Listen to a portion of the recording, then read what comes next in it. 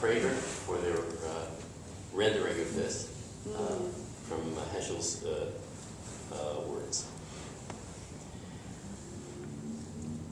Exodus from Egypt, crossing the Red Sea. The sea became dry and the waters divided. A moment of supreme exaltation, sublime joy, prophetic elevation for the entire people. All beheld the glory with a clarity even a prophet like Ezekiel did not know. Then Moshe led Israel onward, 3 days in the wilderness, no water. They came to Marah, but could not drink the bitter water. They murmured against Moshe, saying, "What will we drink?" This episode seems shocking. What a come down.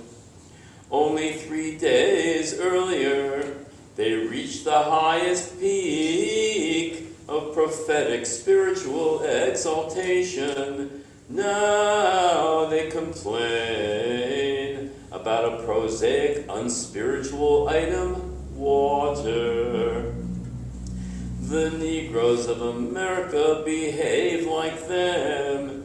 In 1963, the tide of history turned, a miracle, joy, in finding millions of Americans involved in struggle for civil rights, the exaltation of fellowship, the march to Washington. Now, a few months later, they have the audacity to murmur, "What shall we drink?" We want adequate education, decent housing, proper employment.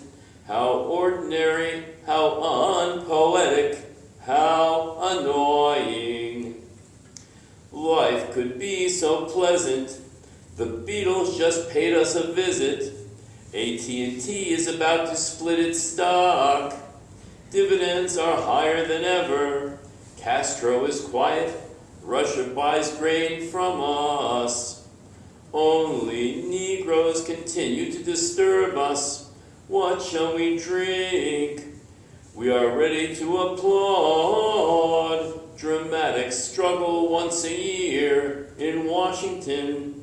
For the sake of lofty principles, we will spend a day or two in a jail somewhere in Alabama.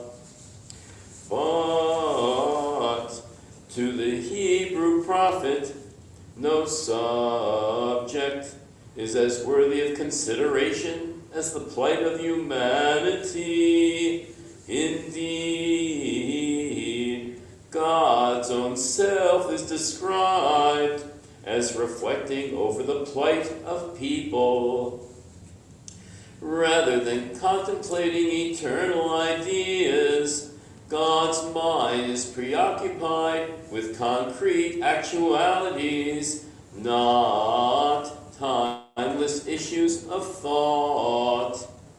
In the prophetic message, nothing that has bearing on good and evil is too small or trite in the eyes of God. The teaching of Judaism is the theology of the common deed. God is concerned with everydayness, with the trivialities of life. The great challenge is not organizing demonstrations, but how to manage the commonplace.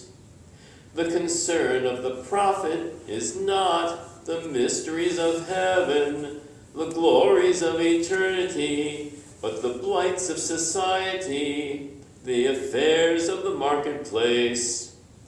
The prophet speaks to those who trample upon the needy, who increase the price of grain. use dishonest scales, and sell the refuse of corn. The biblical panorama of life is unassuming, unheroic, inconspicuous piety, the sanctification of trifles, attentiveness to details. The wages of a servant you may not keep overnight. Do not delay required payment. If you see your enemy's ox or donkey go astray, you shall return it. If you see the donkey of someone you hate lying under its burden, help lift it up. When you build a new house, make a protective railing for your roof so no one falls down. The Negro movement is an outcry of pain over the sickness of our total society. Supersonic planes and substandard housing, esoteric science and vulgar ethics, elite specialized experts, masses of unprepared, unskilled laborers. The apex of the pyramid ascends most rapidly. The base expands equally fast. The Negro movement sounds the alarm. The rest of society seems content, unprepared to face the social emergency. Jobs for the unemployed, dignity for those on relief, employment for the unskilled, the threat of automation, the curse of poverty, the blighted slums in our cities. Religion becomes a mockery if we remain callous to the irony of sending satellites to the sky and failing to find employment for fellow citizens. A highly publicized World's Fair and no funding to clean the slums. Is religion to be a mockery?